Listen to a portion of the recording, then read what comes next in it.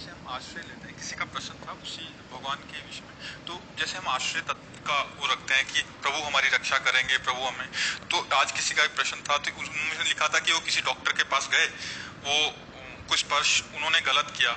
उस समय तो पहले तो उनको ठीक लगा कि, बट बाद में जब चिंतन किया तो उनको लगा कि ये गलत स्पर्श था, कि ऐसा नहीं करना चाहिए था। फिर वो हनुमान जी के भक्त थे, उन्होंने बोला कि हनुमान जी ने मुझे ऐसी स्थिति में क्यों डाला, और मतलब मैं तो नाम भी जप करती थी, फिर वो दुखी हो रहे हैं। तो महाराज जी इसको कैसे समझे कि प्रभु का, अब इसमें अगर वो समझ पावे पूर्व का कोई अशुभ प्रारब्ध जो आपसे गलती हुई थी, उसी गलती का निराकरण हुआ।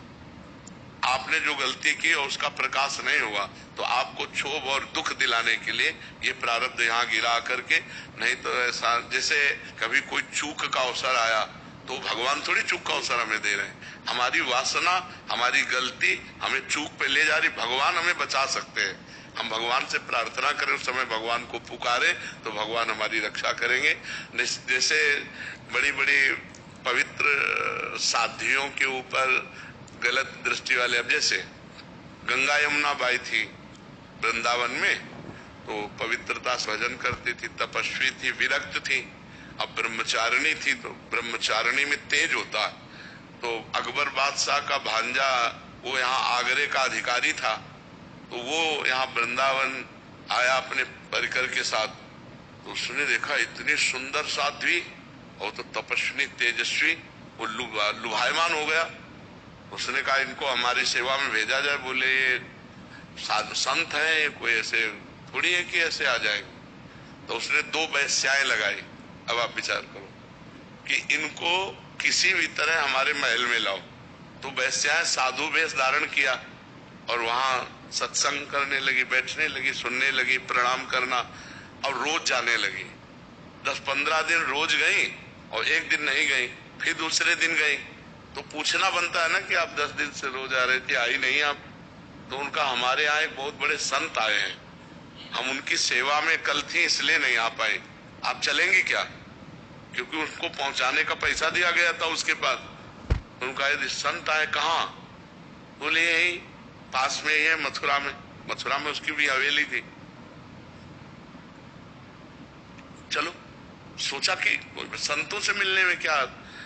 अब गई तो उस हवेली, तो सोचा संतों को हवेली और झोपड़ी से क्या मतलब, आए होंगे तो हवेली में रख दिया होगा।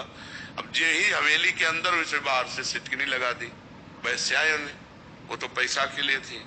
और जो अंदर गई तो बादशाह का भांजा हो, अब वो समझ गई कि मुझे नाटक करके फंसाया गया। तो गए दूर रहना, स्पर्श मत करना। और वो तपस्विनी थी, अब वो काहे को माने, अब उसकी हवेली के अंदर आ चुकी है, बंद है, और शासन उसके हाथ में, बादशाह उसका मामा है, तो उसको कोई फर्क तो था नहीं। वो जे ही आगे बढ़ा तो उन्होंने श्री हरिवंश, श्री हरिवंश, श्री हरिवंश, जे ही नाम पुकारा। रसिकनंद वाले में चरित्र है, श्री हरिवंश। सोई उसको दिखाई दिया कि बाई जी की जगह बबर शेर, और दहाड़ करके उसको पैजामा गीला हो गया, लघु शंका कर दिया, बेहोश हो गया, और बाई जी अंतर ध्यान यहाँ वृंदावन में। तो इस विषय पर अगर देखा जाए तो इसमें कोई प्रभु की ऐसी बात नहीं थी कि उनको इस तरह का संकट झेलना पड़े, उनका कोई प्रारब्ध था।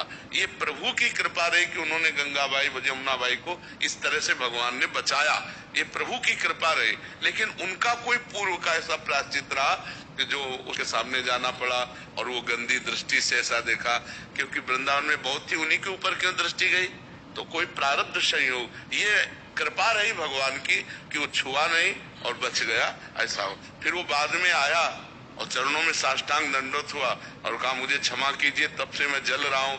तो उन्होंने कहा आप जो है संतों के प्रति ऐसा भाव न रखे, आप जाओ आनंद से भजन करो, हमें कोई आपसे द्वेष नहीं है। तो ऐसा होता है। तो उसमें ये नहीं कि हमें भगवान ने बचाया, भगवान ने तो बचा ही लिया, पर वो आपका कोई कर्म ऐसा था जो, तो अभी हमें दोबारा वहां नहीं जाना चाहिए और कोई भी किसी, हाँ बिल्कुल ऐसे नहीं। और डॉक्टर को भी ऐसा नहीं करना चाहिए। डॉक्टर तो एक भगवान का स्वरूप होता है, मरीज जब उसके पास जाता है तो सर्वांग समर्पित होता है।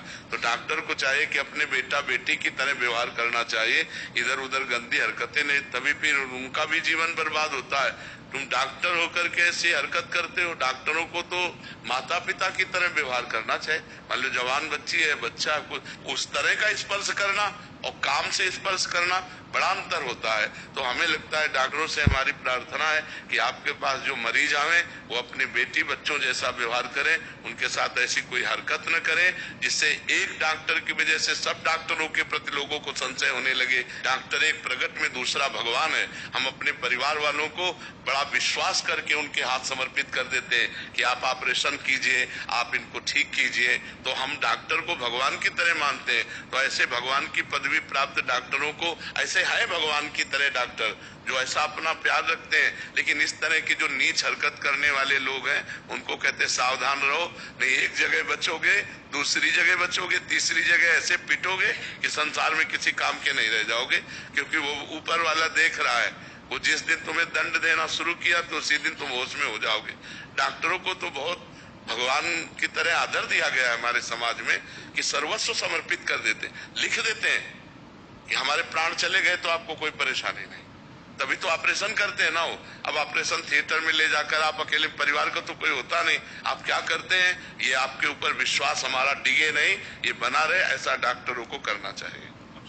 नाम जब में निरंतरता नहीं आ रही और जो नाम छोड़ने से छुट्टी बंद होनी चाहिए वो नहीं हो रही, तो कहीं न कहीं किसी सुख में हम राजी हो रहे हैं। कोई ऐसा सुख ढूंढो हृदय में जिसमें हम राजी हो रहे हैं, नहीं तो व्याकुलता तद विस्मरणेन परम व्याकुलते थी। संस्कृत में कहा गया है कि अपने परमात्मा का, अपने ईश्वर का जो नाम हम जप रहे हैं उसके छूटने पर इतनी व्याकुलता होनी चाहिए जैसे मछली को पानी से निकाल के बाहर कर दे तो तड़पने लगती है।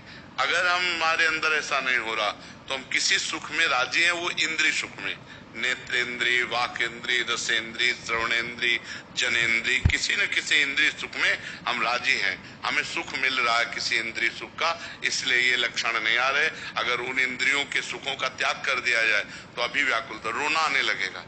एक क्षण के लिए छूटने पर लगेगा क्या चाहिए जो छूट गया, किसके लिए छूट गया, क्यों छूटा, अपने आप से इतना झकझोर हो जाएगा, इतनी लड़ाई हो जाएगी अपने आप कि क्यों छोड़ा, चाहिए क्या, क्या इस परमात्मा के चिंतन से बढ़कर कोई बात है, क्यों छोड़ा, मन से लड़ाई हो जाएगी और मन असंतुष्ट हो जाएगा, राधा राधा राधा राधा राधा राधा राधा, वो और व्याकुलता पैदा हो जाए। अगर किसी इंद्रियजन्य सुख को हम भोग रहे हैं और हम मान रहे हैं कि सब ठीक चल रहा है तो वो बैलेंस बनता रहेगा, लेकिन व्याकुलता नहीं आएगी, वो अंतराय बनता रहे। जैसे नाम से बढ़कर कुछ नहीं।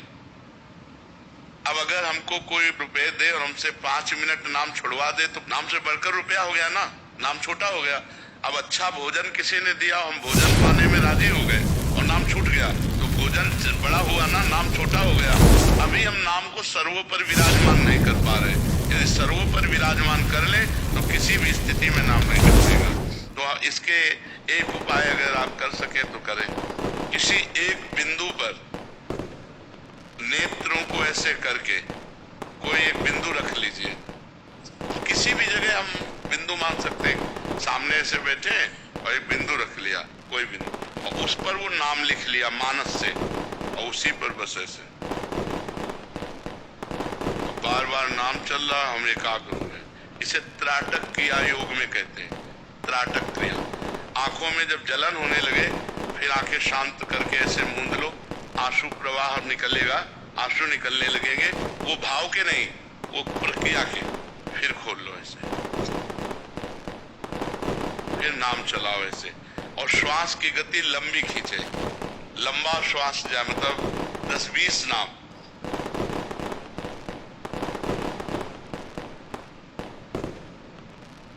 बार बार नाम चल रहा, इससे एकाग्रता संचित होगी। एकाग्रता संचित होगी तो हम फिर 24 घंटे उसका प्रयोग कर सकते हैं। 5 मिनट आप अगर ये साधन करें तो 10-12 घंटे तो चलेगा, 10-12 घंटे प्रयोग होगा। जैसे हम मोबाइल चार्ज करते हैं ना, ऐसे एकाग्रता है। और जब आप साधन पर बैठे तो 10 बार कम से कम अगर आप कर सके,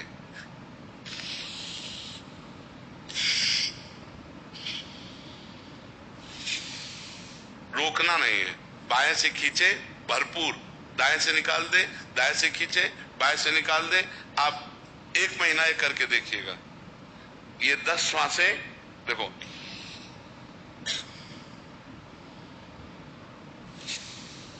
कुछ नहीं है इसमें। जो ही प्राणों, हमारे अंदर एक सुषुम्ना नाड़ी है जो बंद पड़ी है, अगर वो खुल जाए तो अंतराय नाम का खत्म हो जाए। इससे 10 बार ऐसे करेंगे और एकाग्रता ये करेंगे और नाम लिखने की प्रक्रिया करेंगे। आप 1 महीने करिएगा, फिर आप बताइएगा कि आपको कैसा लगता है। और जो इंद्रिय सुख में मन राजी हो उसको हटाइएगा, जिसमें मन प्रसन्न हो वो अभी आप देखो, अभी आपको दिखाई देगा कि भजन के बाद किस में मन राजी होता है। कुछ देखना, कुछ भोगना, कुछ सुनना, कुछ चखना, कुछ खाना, उसी पर अंकुश कर लो। जो है कि अब भजन कर लेते हैं, फिर ये जो आपको अच्छा लग रहा हो वही उसी में इंद्री फंस रही है, उससे हटाने की कोशिश करो। भोजन नीरस, भजन सरस, भोजन सरस, भजन नीरस, पक्का समझ लो। महापुरुषों ने भोजन नीरस पाया है तब भजन सरस हुआ है। और जिसका भोजन अच्छे अच्छे प्रकार के पदार्थ, भजन में मन नहीं लगेगा, भजन में अंतराय पड़ जाएगा। अल्पाहार, आसन पर बैठ करके और श्वासों की प्रक्रिया ठीक करके और फिर बैठ करके नाम का ध्यान करो। वो घंटों चलेगा ध्यान, ऐसे चलते फिरते भी चलेगा, क्योंकि वो नशा चढ़ जाता है।